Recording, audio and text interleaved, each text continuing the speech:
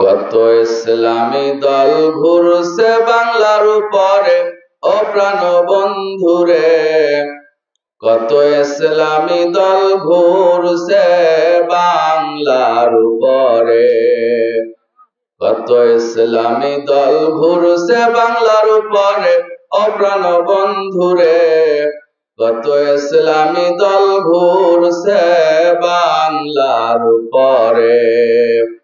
কোন দলে খিচুড়ি খায় আর কোন দলে খায় ক্ষীর, কোন দলের হুজুর বেটা হইল বড় পীর রে, হইল বড় পীর। কোন দলে খিচুড়ি খায় আর কোন দলেতে ক্ষীর, কোন দলের হুজুর বাবা হইল বড় পীর রে, হইল বড় পীর। আবার একদল দেখি বিছানা লইয়া মসজিদে মসজিদে ঘরে, ও প্রাণ বন্ধুরে। কত ইসলামী দল ঘুরছে বাংলার উপরে, কত ইসলামী দল ঘুরছে বাংলার উপরে, ও প্রাণ বন্ধুরে। কত ইসলামী দল ঘুরছে বাংলার উপরে। মহিলার দল বৈঠক করে ঘরে বাড়ি বাড়ি, খোঁজ করিলে দেখতে পাবেন সবই বাড়াবাড়ি রে, সবই বাড়াবাড়ি। মহিলারা তালিম করে ঘরে বাড়ি বাড়ি, খোঁজ করিলে দেখতে পাবেন সবই বাড়াবাড়ি রে, সবই বাড়াবাড়ি।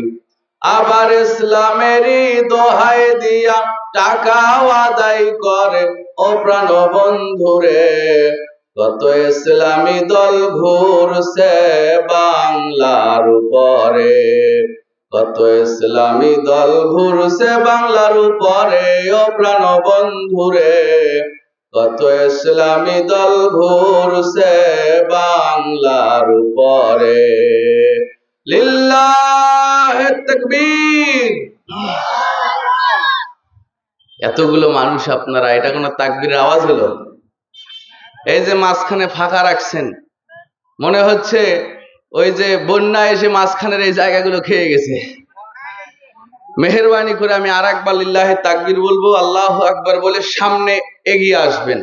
ওই যে মুরব্বী বাবারা সামনের এই ফাঁকাটা বন্ধ করে নেবেন, সামনে চেপে আসবেন এবং তাকবীরের আওয়াজটা এত জোরে দিবেন আশপাশে যে শয়তানগুলো আছে অন্তত তারা যেন বাংলাদেশ ছেড়ে হিন্দুস্তানে পালিয়ে যায়। পারবেন তো ইনশাআল্লাহ?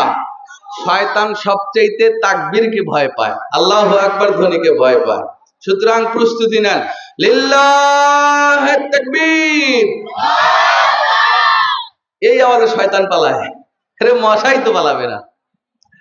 ওই যে পিছনের ভাইরা উঠলেন না তো, সামনে গ্যাপ রাখলেন যে একটু পরিবেশ তৈরি করে দিই। প্রধান মেহমান উনি গুরুত্বপূর্ণ আলোচনা রাখবেন, আমি একটু পরিবেশ তৈরি করে দিয়ে যাই।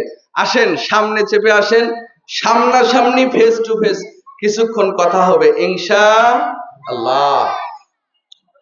ঐতিহ্যবাহী জাদুরতাইর রহমানিয়া হাফিজিয়া মাদ্রাসার হাফেজ ছাত্রদের পাগড়ি প্রদান উপলক্ষে আয়োজিত আজকের এই বিশাল ইসলামী জলসার সম্মানিত সুযোগ্য সভাপতি সাহেব, মাননীয় পরিচালক, প্রধান বক্তা আব্দুস সামাদ আজাদ হাফিজাহুল্লাহ সহ আমার আগে আলোচনা করে আপনাদের ধন্য করলেন অত্র মাদ্রাসার শিক্ষক ওমর ফারুক ভাই, মঞ্চে উপবিষ্ট উলামায়ে কেরাম, মঞ্চের বাহিরে আমার সামনে বসে আছেন দূর দূরান্ত থেকে আগত সমাগত ভক্তিভাজন মুরব্বিয়ান, সমবয়সী বন্ধুবর্গ, পর্দার আড়ালে অবস্থান করছেন আবেদা সালেহা, সুশিক্ষিতা সম্মানিতা বহুগুণে গুণান্বিতা আমার পর্দানিশী মা ও বোনেরা, সকলের প্রতি আমার আরেকবার আন্তরিক সালাম, আসসালামু আলাইকুম ওয়া রাহমাতুল্লাহি ওয়া বারাকাতুহু। আপনারা সবাই কেমন আছেন? এই মাহফিলে আসতে পেরে খুশি না বেজার? যদি হন খুশি তো মুখে নিয়ে হাসি আওয়াজ দিয়ে বেশি আরেকবার বলেন আলহামদুলিল্লাহ। আপনারা শেষ পর্যন্ত থাকবেন তো ইনশাআল্লাহ? আমি দেখে আসলাম রাস্তায় অসংখ্য মানুষ ঘোরাঘুরি করছেন। যতগুলো মানুষ রাস্তায় আছে এখানে অতগুলো মানুষ নাই। আমি অনুরোধ করব ভলান্টিয়ার ভাই যারা আছেন একটু সজাগ হন, মহিলা প্যান্ডেলের সামনে যেন কেউ দাঁড়িয়ে থাকতে না পারে, ওই রাস্তাটা ক্লিয়ার রাখেন। আর রাস্তাঘাটে যারা ঘোরাঘুরি করছেন, দোকানপাটে যারা আড্ডা দিচ্ছেন, মেহেরবানি করে মাহফিলের প্যান্ডেলে এসে বসে যান। আমরা আপনাদের কিছু না কিছু উপকার করেই ছাড়বো ইনশাআল্লাহ। প্রিয় উপস্থিতি, একটি গুরুত্বপূর্ণ বিষয় নিয়ে আলোচনা করার নিয়ত করেছি, যে বিষয়টার ভয়াবহতা চলছে এখন বাংলাদেশে। বর্তমান সময়ে সবচেয়ে বেশি আমার যুবক ভাইয়েরা অধঃপতনের একেবারে সর্বশেষ পর্যায়ে চলে গেছে, মাদকাসক্ত হয়ে এবং জুয়ায় আসক্ত হয়ে। ঠিক কিনা বলেন? যুবক ভাইরা মাদক আর জুয়া এই দুইটার প্রতি এমন ভাবে আসক্ত হয়ে গেছে, আগে মুরব্বীরা জুয়া খেলতো গোল হয়ে বসে কার্ডে, এখন কার্ড লাগে না বাবা, ল্যাপের নিচে শুয়ে শুয়ে এটার মধ্যেই জুয়া খেলা যায়। ঠিক কিনা বলেন? কত যুবক ভাই যে ফকির হয়ে গেল, এখন ক্রিকেট খেলে খেলোয়াড়েরা, আর এরা ওইটা নিয়ে মোবাইলে জুয়া খেলে। নাউজুবিল্লাহ বলেন। এই যুবক ভাইদের এই অধঃপতনের হাত থেকে বাঁচানোর উদ্দেশ্যে আল্লাহর কিছু ফরমান, আল্লাহর কিছু বক্তব্য আমি আপনাদের কাছে তুলে ধরব। আল্লাহ রাব্বুল আলামিন ঘোষণা দিয়েছেন পবিত্র কোরআনুল মাজিদের সিরিয়ালে 5 নাম্বার সূরা, সূরাতুল মাইদা। কি নাম বললাম বলেন তো? কথা বলেন। সূরাতুল মাইদা এর 90 নাম্বার আয়াত খোলেন। আমার আল্লাহ বলেন, আউযু বিল্লাহি মিনাশ শাইতানির রাজীম। ইয়া আইয়ুহাল্লাযীনা আমানু ইন্নামাল খামরু ওয়াল মাইসিরু ওয়াল আনসাবু ওয়াল আযলামু রিজসুম মিন আমালিশ শাইতান ফাজতানিবুহু লাআল্লাকুম তুফলিহুন। আমার আল্লাহ গোটা দুনিয়ার ইমানদার মুমিন বান্দাদেরকে ডেকে বলেন, ওহে যারা ঈমান এনেছো, মূলত মদ, জুয়া এবং ওই যে মূর্তির দেবীগুলি আর লটারির তীরগুলি সব রিজসুম মিন আমালিশ শয়তান, অপবিত্র কাজ, নাপাক কাজ, নোংরা শয়তানি কাজ। আল্লাহ বলে রে ফাজতানিবু লাআল্লাকুম তুফলিহুন। এই যে 4টা জিনিসের ঘোষণা আল্লাহ দিলেন, রব্বুল আলামিন বলেন এগুলো থেকে তোমরা বেঁচে থাকবে, তবেই তোমরা সফল কাম হবে। চিৎকার দিয়ে বলেন সুবহানাল্লাহ। তাহলে সফলতার রাস্তা আল্লাহই দেখায়া দিলেন। 4টা জিনিস এড়িয়ে চলবে তো সফলতার দেখা মিলবে। মদ, জুয়া, লটারি আর মূর্তি পূজা। প্রিয় ভাইয়েরা, মূলত যারা নেশাদার দ্রব্য পান করে, মাদকাসক্ত যারা, আর যারা জুয়ায় আসক্ত, এরা নিজেরা জুয়ায় আসক্ত নয়। জুয়া খেলে যদি টাকা মারে তাও লোভ সামলাইতে পারে না যে আবার টাকা মারবো, আর যদি হারে তো তাও লোভ সামলাইতে পারে না যে টাকা হারছে ওইটা তুলাই লাগবে। মনের মধ্যে ওদের এই জল্পনা কল্পনা। শুনেন, এগুলো মূলত শয়তান করায়। কে করায়? আপনাকে বুঝতে হবে, আপনি নিজে নিজে যা ভাবেন সব ভাবনা আপনার নয়, এগুলো যে শয়তান ভাবায়। আপনার অন্তরের উপরে যে শয়তানের কন্ট্রোল আছে, এটা বুঝতে শিখতে হবে। রব্বুল আলামিন বলছেন শয়তানের ব্যাপারে, আল্লাযী ইউওয়াসউইসু ফি সুদুরিন নাস, একমাত্র শয়তানি যা মানুষের অন্তরের মধ্যে ঢুকে কুমন্ত্রণা সৃষ্টি করে দিতে পারে। বুঝতে পেরেছেন? সুতরাং আপনি আমি মনে মনে যা ভাবি সব ভাবনা আমার নয়, শয়তান যে ভাবায় এটা বুঝতে শিখতে হবে। বলছিলাম মদ আর জুয়ায় শয়তান আপনাকে আমাকে ডুবাইয়া দিয়া পরস্পরের শত্রুতা লাগাই দিতে চায়। আল্লাহ বলেন পবিত্র কুরআনুল মাজিদের 5 নম্বর সূরা সূরাতুল মাইদা-এর 91 নম্বর আয়াত। আমার আল্লাহ বলেন, ইন্নামা ইউরিদুশ শাইতানু আন ইউকিআ বাইনাকুমুল আদাওয়াতা ওয়াল বাগদা ফিল খামরি ওয়াল মাইসির ওয়া ইয়াসুদ্দাকুম আন যিকরিল্লাহি ওয়া আনিস সালাহ ফাহাল আনতুম মুতাহুন। পর্দার আড়ালের মায়েরা, জর্দা ছাড়া যাদের পান নাকি ভালো লাগে না, গুল দাঁতে না লাগাইলে গুলের শুলানি, দাঁতের শুলানি যাদের কমে না, যুবক ভাইরা ও দাড়ি পাকা মুরব্বীরা, বিড়ি না খাইলে যাদের টেনশন কমে না, যারা মাদকাসক্ত, কানটা খাড়া করেন। আল্লাহ বলেন, ইন্নামা ইউরিদুশ শাইতানু আন ইউকিআ বাইনাকুমুল আদাওয়াতা ওয়াল বাগদা ফিল খামরি ওয়াল মাইসির।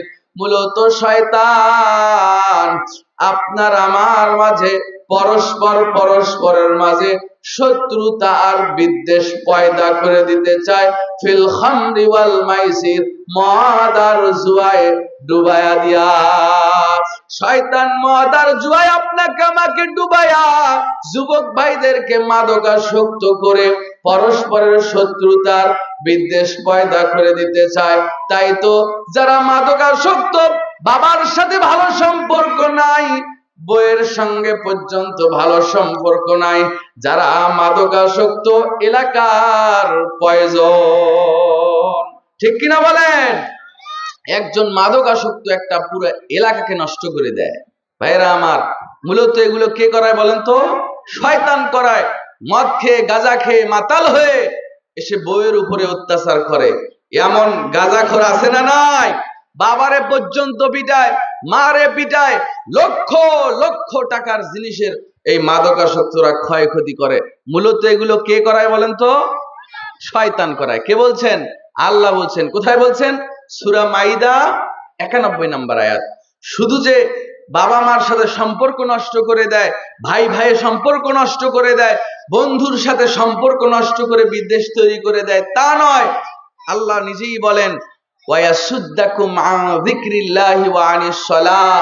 শয়তান মদ আর জুয়ায় আপনাকে আমাকে ডুবাইয়া দিয়া আল্লাহর শরম থেকে এবং পৃথিবীর সর্বশ্রেষ্ঠ আমল সালাত আদায়ে বাধা প্রদান করে। নাউজুবিল্লাহ পড়েন।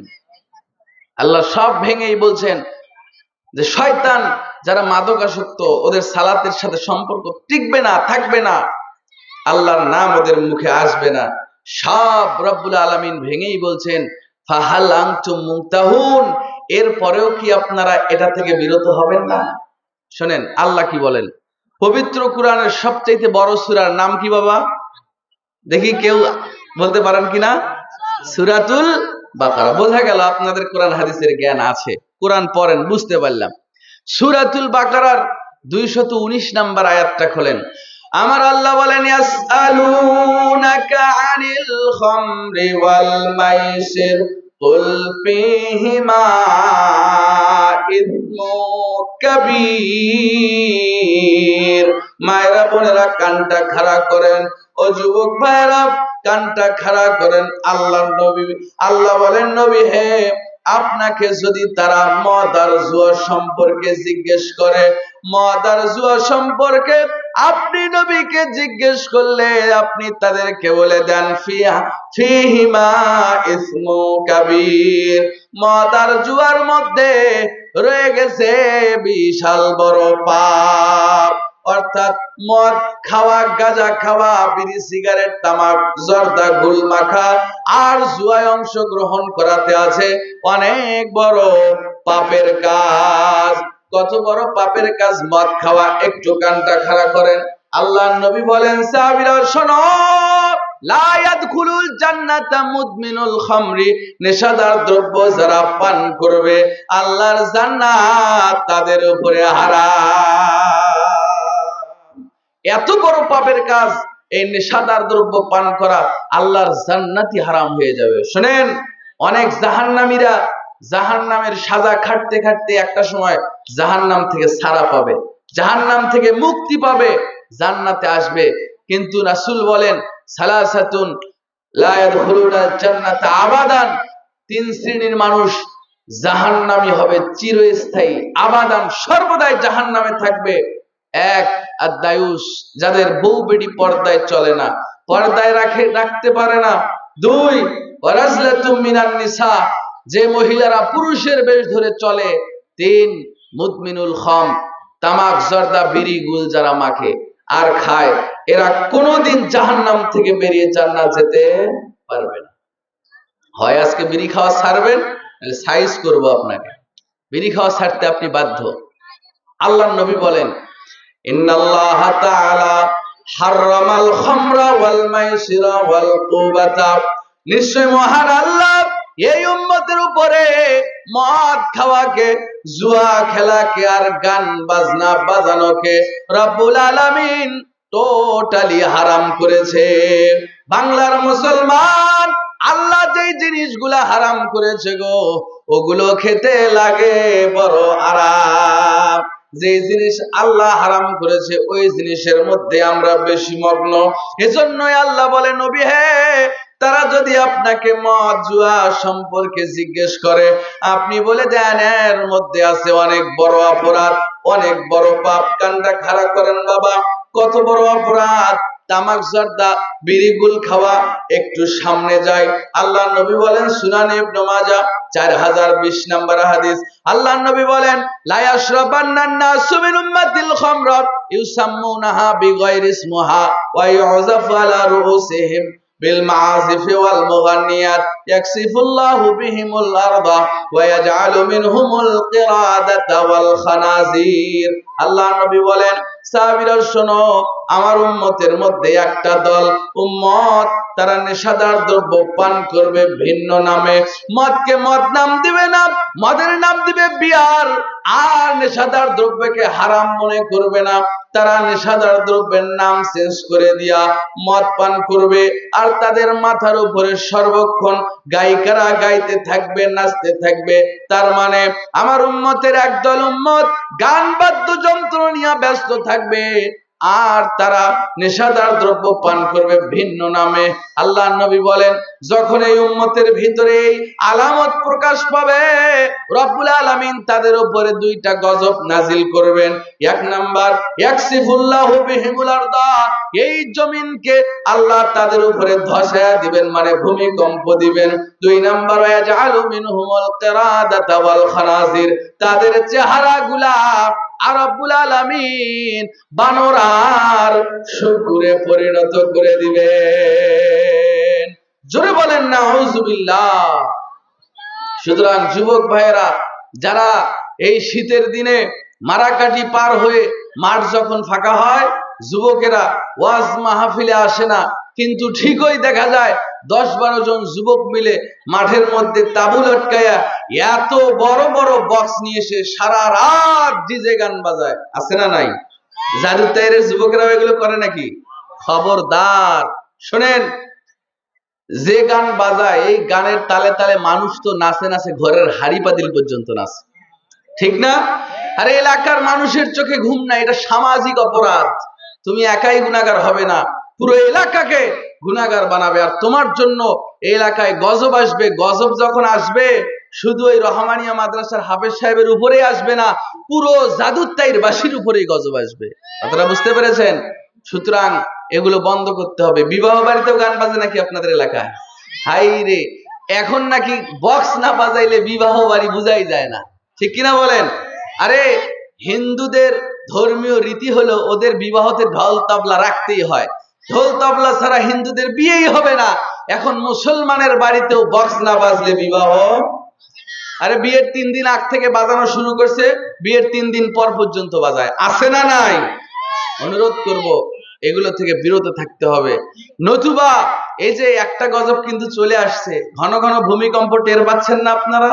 নেটে সার্চ করে দেখবেন, শুধু বাংলাদেশে এই 2025 সালে বাংলাদেশ এবং বাংলাদেশের আশপাশ এলাকায় বড় ধরনের প্রায় 73টা ভূমিকম্প হয়েছে। কয়টা বলেন তো? 73টা। আরো ছোট ছোট ভূমিকম্প অসংখ্য হয়েছে, যেগুলো আমরা বুঝতে পারি নাই। আর গোটা বিশ্বে এই 2025 সালে প্রায় 14,242টা বড় ধরনের ভূমিকম্প হয়েছে। তা আপনি কোথায় আছেন? ভূমিকম্প বাড়ছে। আল্লাহর নবী 1450 বছর আগে বলে গেছে, এই দুইটা পাপ যখন মানুষ করবে, নেশায় মগ্ন থাকবে আর গান বাজনা নিয়ে ব্যস্ত হবে, তখন আল্লাহ তাদের উপরে জমিনকে ধসায় দিবেন আর তাদের চেহারাগুলো শুকুর আর বানরের মতো করে দিবেন। এই গজবটা আসা বাকি আছে। তবে আল্লাহর নবী যেহেতু বলে গেছে এই গজব আসবেই আসবে। জাদুদায়ের যুবক ভাইরা, যারা মাঠের মধ্যে বক্স নিয়া সারা রাত নেশাদার দ্রব্য খাও, মজা করে করে বিয়ার নিয়ে এসে যারা সারা রাত পার্টি করো আর পিকনিকের নামে গান বাজনা বাজায়া সারা রাত আড্ডা দাও, তোমরা সারা রাত আড্ডা দিয়া রাত্রি বেলায় ঘুমায়া যাবা। আল্লাহ নবী বলেন সকাল বেলা ঘুম থেকে উঠে দেখবে তাদের চেহারাগুলো শুকুরে পরিণত হয়ে গেছে। আমরা চাই না মুসলমান, আমরা সহিহ আকীদার মানুষ, আমাদের উপরে গজব আসুক আমরা চাই না। এজন্য গান বাজনার নেশাদার দ্রব্যকে ঘৃণা করতে হবে। তাই তো নবী বলেন, ও পৃথিবীর মানুষেরা, লা তাশরাবাল খামরা ফাইন্নাহা মিফতাহু কুল্লি শাররিন। রাসূল বলেন নেশাদার দ্রব্য খাবা না, মদ পান করবা না, বিড়ি সিগারেট তামাক জর্দা মুখে তুলবা না, কেননা নেশাদার দ্রব্য হলো সমস্ত পাপের মূল। যারা মাদকাসক্ত নেশা করে, দেখবেন নেশা করার পরে অন্য অন্য পাপ করা তাদের জন্য সহজ হয়ে যায়। বাংলাদেশে যত চুরি, ডাকাতি, ছিনতাই, খুন খারাপি, ধর্ষণ হয়, এর বেশিরভাগই করে মাদকাসক্তরা। ঠিক কিনা বলেন? আল্লাহর নবী 1450 বছর আগে কথা বলে গেছে যে নেশা করলে অন্য অন্য পাপ করা মানুষের জন্য কি হয়ে যায়? সহজ হয়ে যায়। শোনেন, বাংলাদেশের সাধারণ পাবলিক তো এই জর্দা বিড়ি খায়, এখন এক শ্রেণীর হুজুররাও খায়। এরা জর্দাকে খাওয়া হারাম মনে করে না, ওরা বলছে জর্দা খাওয়া মাকরু। জর্দা খাওয়া কি মাকরু? শোনেন, মাকরু ফতুয়া যে দিল, মাকরু শব্দের অর্থ কি তারা জিজ্ঞেস করবেন। মাকরুহ মানে খারাপ, মাকরু মানে কি? অপছন্দনীয়, খারাপ। তো অপছন্দনীয় খারাপ জিনিসটা যদি হুজুরি খায়, তো হুজুরের মুসল্লিরা তো খাবেই। ঠিক কিনা বলেন? শোনেন, হুজুরের জবাব দেই। আল্লাহর নবী জানতেন যে হুজুর ওইটা পছন্দ করে, ও হালাল করার জন্য ফতুয়া বের করবে। তাই বিশ্বনবী 1450 বছর আগে বলে গেছেন, মা আসকারা কাসীরুহু ওয়া কলিলুহু হারাম। যেই জিনিস বেশি পরিমাণ খেলে বিবেকাচ্ছন্ন হয়, নেশা হয়, তার অল্প খাওয়া হারাম। সুবহানাল্লাহ বলেন। 1450 বছর আগে বলে যাওয়া রাসূলের কথা দেখেন কেমনে মিলে। পানের সাথে জর্দা খায় এতটুকু, কতটুকু? এতটুকু। আপনারা বাড়িতে অনেক সময় ওই মুড়ি মাখায় খান না? আমরা তো খাই, মাদ্রাসায় বাচ্চাদের নিয়ে প্রায় আমরা মুড়ি মাখার পার্টি দেই। আপনার বাড়িতে খান না অনেক সময়? তো একদিন হুজুরের বাড়িতে দাওয়াত করবেন, সেদিন মাংস রান্না করবেন না, কয়েক প্যাকেট জর্দা নিয়ে এসে জর্দা মাখায়া দিবেন তেল মশলা দিয়ে, বলবেন খা। যদি এই মশলা আপনার তামাক জাতীয় এই জর্দা খেলে যদি ওর ব্রেন টালমাটাল হয়, ওর যদি মাথা ঘোরে, মাথা ধরে, বিবেকাচ্ছন্ন হয়, তবে জর্দার একটা দানা খাওয়াও হারাম। এ কথা আল্লাহর নবী বলে গেছেন। আরে জর্দা হালাল হলে তো বিড়ি খাওয়াও হালাল হয়ে যায়। বিড়ি খেলে নেশা হয়? বলছে আমি দিনে 2 প্যাকেট বিড়ি খাই, আমার কিচ্ছু হয় না। তাই বলছে। শোনেন, কোরআন হাদিস বাদ দিলাম, কোরআন হাদিস বাদ, আপনাকে বিজ্ঞান দিয়ে বুঝাই বিড়ি সিগারেট এগুলো খাওয়া যে হারাম। বিজ্ঞান কি বলে শোনেন।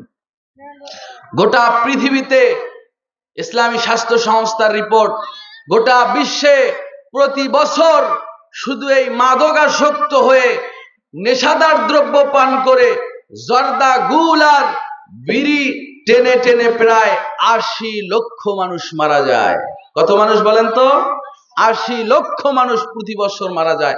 আর আমার বাংলাদেশে, এই সোনার দেশেই, এক বছরে সর্বোচ্চ 62,000 মানুষ মাদকাসক্ত হয়ে মারা গেছে। বুঝতে পেরেছেন? তাহলে এজন্যই তো ওই বিড়ির প্যাকেটে, সিগারেটের প্যাকেটে লিখে দেওয়া ধূমপান মৃত্যুর কারণ, ধূমপান স্বাস্থ্যের জন্য ক্ষতিকর। আছে না নাই? বাংলাদেশে এমন কোন পণ্য নাই যার গায়ে লেখা আমার এই জিনিসটা খারাপ, একমাত্র বিড়ি সিগারেট ছাড়া। এরপরও আমরা ওইটাই খাই। লজ্জার বিষয় হলো, যেই জিনিস গরু ছাগল খায় না, কুকুর শিয়ালে খায় না, ওই জিনিস আমরা মুসলমানরা খাই। নাউজুবিল্লাহ বলেন। আল্লাহ আমাদের সমাজকে হেফাজত করুক, পড়েন আমিন। এজন্য আল্লাহর নবী বলেন, লা তাশরাবাল খাম ফাইন্নাহা মিফতাহু কুল্লু শাররিন। নেশাদার দ্রব্য পান করবা না, মদ খাবা না, গাঁজা খাবা না, আর যত নেশাদার দ্রব্য আছে, ইয়াবা, ট্যাবলেট, কোনো কিছুই তোমরা পান করবা না, খাবা না। ভাইরা আমার, কেন নেশাদার দ্রব্য পান করলে অন্য অন্য কাজ সহজ হয়ে যায়, পাপ করা সহজ হয়ে যায়? সুন্দর একটা উদাহরণ বিশ্বনবী দিয়েছেন সূরাতুল মাইদার 90 নম্বর আয়াতের তাফসীর ইবনে কাসির এটা উল্লেখ করেছেন। আল্লাহর নবী বললেন, সাহাবীরা শোনো, বনি ইসরাইলের মধ্যে একজন মানুষ, আল্লাহওয়ালা মানুষ, দিনরাত আল্লাহর ইবাদত করে, আলেম মানুষ, হুজুর মানুষ।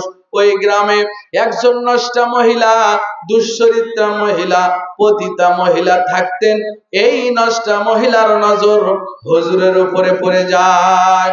হুজুরকে প্রেমের প্রস্তাব দিয়া হুজুরকে যখন রাজি করতে পারে নাই, কোন একটা বিষয় সাক্ষ্য নেওয়ার কথা বলে একজন দাসীকে দ্বারা হুজুরকে নষ্টা মহিলা বাড়িতে ডেকে নিছে। জাদু তাইরের বাবারা ও পর্দার আড়ালের মায়েরা কানটা খাড়া করেন গো। ইউসুফ আলাইহিস সালামের মতো হুজুরকে ঘরে ঢুকাইয়া সব দরজায় তালা লাগাইয়া দিল। গোপন একটা কক্ষে হুজুরকে নিয়া এবার মহিলা জেনার প্রস্তাব দিলেন। সঙ্গে সঙ্গে হুজুর তা প্রত্যাখ্যান করলেন। সঙ্গে সঙ্গে প্রত্যাখ্যান করলেন, আমি আল্লাহর বান্দা, আল্লাহর ইবাদত করি, জেনার মতো কাবিরা গুনাহে আমি লিপ্ত হব না। নষ্টা মহিলা, পতিতা মহিলা হুজুরকে বললেন, শোনো, তুমি যদি জিনায় লিপ্ত না হও, তবে আমার পাশে ছোট্ট একটা বাচ্চা দেখতেছো, নাবালক বাচ্চা, এই বাচ্চাটাকে জবে করে হত্যা করো। আহারে, একে তো মানুষ মারা বড় পাপের কাজ, গুনাহের কাজ, কাবিরা গুনাহ, তাতে যদি ছোট্ট বাচ্চা হয়, নাবালক বাচ্চা হয়, মায়া কাজ করে কিনা বলেন? বাংলাদেশে গত কয়েকদিন থেকে আপনারা দেখতেছিলেন, রাজশাহীর তানোর উপজেলায় একটা সাজিদ নামে ছোট্ট বাচ্চা নলকূপের মধ্যে পড়ে প্রায় 32 থেকে 36 ঘন্টার মতো এই নলকূপের মধ্যে পড়েছিল। গোটা দেশের মানুষ এই বাচ্চাটার জন্য কেঁদেছে গো। আমরা দোয়া করি বাচ্চাটাকে যেন আল্লাহ জান্নাত দান করে, পড়েন আমিন। ছোট্ট বাচ্চা, এমনিতেই দেখলেই মায়া লাগে। দেখবেন মায়ের কোল থেকে ভাই নেয়, ভাইয়ের কোল থেকে দাদা নেয়, দাদার কোল থেকে চাচা নেয়। ছোট্ট মাসুম বাচ্চা। মহিলা এবার প্রস্তাব দিলেন, হয় আমার সঙ্গে জিনা করো, নইলে ছোট্ট বাচ্চাটাকে হত্যা করো। হুজুর রাজি হলো না। মহিলা বলে, শোনো, জিনাও যদি না করো, বাচ্চাও যদি হত্যা না করো, তবে এক বোতল মদ দেখতে পাচ্ছ, ওই এক বোতল মদ পান করো। এই তিনটার যে কোনো একটা তোমাকে করাই লাগবে, নতুবা এই গোপন কক্ষ থেকে যাইতে পারবা না। একেবারে বেকায়দায় পড়ে গেছে, যে কোনো তিনটার একটা গুনাহ করাই লাগবে। তাহলে জিনা করাও বড় পাপের কাজ, দুনিয়াতেই শাস্তি হলো কোমর পর্যন্ত পুঁতে তাকে হত্যা করতে হবে। আর ছোট্ট বাচ্চা হত্যা করা, এটাও বড় পাপের কাজ। এই দুইটার তুলনায় মদ খাওয়ার পাপটা একটু হালকা, নাকি বলেন? এই দুইটার তুলনায় এক বোতল মদ খাওয়ার গুনাহটা একটু কম না? তো হুজুর তাই মনে করলো, এই বলে সে ওই এক বোতল মদ নিয়ে ঢক ঢক করে মদটুকু খেয়ে ফেললো। আল্লাহর নবী বলেন, সাহাবীরা শোনো, এজন্যই বিশ্ব নবী বলেছেন, লা তাশরাবাল খাম, নেশাদার দ্রব্য পান করবে না, কেননা নেশাদার দ্রব্য সমস্ত অন্যায়ের মূল। নবী বলেন, হুজুর এবার বুঝতে পারে নাই, সে জিনা প্রত্যাখ্যান করে বাচ্চাটাকে হত্যা করা বাদ দিয়া সে ওই এক বোতল মদ পান করে নিল। সঙ্গে সঙ্গে তার মাথায় গিয়ে এই মদ তার মাথায় ধরলো, তার বেরেনাচ্ছন্ন হয়ে গেল, সে মাদকাসক্ত হয়ে গেল, নেশায় ডুবে গেল। এরপরে মহিলার সঙ্গেও জিনায় লিপ্ত হলো, আর ছোট্ট বাচ্চাটাকেও হত্যা করে ফেললো। জোরে বলেন নাউজুবিল্লাহ। সে যদি ওই এক বোতল মদ না খেত, তার ব্রেন টালমাটালো হইতো না, সে মাতালো হইতো না, আর বাচ্চা আর তার সঙ্গে জিনাও করতো না। মদ খেলো তো দুইটা কাজ তার জন্য সহজ হয়ে গেল। তাই তো বিশ্বনবী বলেন, জীবনটা চলে গেলেও নেশাদার দ্রব্য মুখে তোলা যাবে না। ভাইরা আমার, অনেকে অভিযোগ করেন, হুজুর 50 বছরের অভ্যাস কেমনে বাদ দেই? চেষ্টা করি সামনে রমজান এলে বাদ দিব। দেখবেন ওই বেটা রমজান মাসেও ওই সিহারি খেয়ে সালাতের আজানের আগ দিয়ে শেষ খাওয়াটা একটা বিড়ি খায়, আবার ইফতার করেও প্রথম বিড়ি ধরায়, কয় সারাদিন টানি নাই, একটা টানাই লাগবে, নাইলে আমার মাথা পাতলা হবে না। বিড়ি না খাইলে নাকি মাথা ভারী হয়। নাউজুবিল্লাহ বলেন। আরে অভিযোগ সত্য, শুনেন, অভিযোগ সত্য। এজন্য বিজ্ঞান এই নেশা ছাড়ার কিছু উপায় বের করেছে। আমার কাছে প্রায় 8টা উপায় নোট করা আছে। এই 8টা উপায় যদি মাথায় সেট করতে পারেন, যাদের অভিযোগ যে বিড়ি খাওয়া ছাড়তে পারতেছি না, জর্দা খাওয়া ছাড়তে পারতেছি না, আমার এই 8টা কথা যদি মাথায় রাখতে পারেন, ইনশাআল্লাহ নেশাদার দ্রব্যকে খাওয়া ছেড়ে দিতে পারবেন। যদি সময় হয় শেষে আমি ধারাবাহিকভাবে বলবো। আরেকটু সামনে যাই।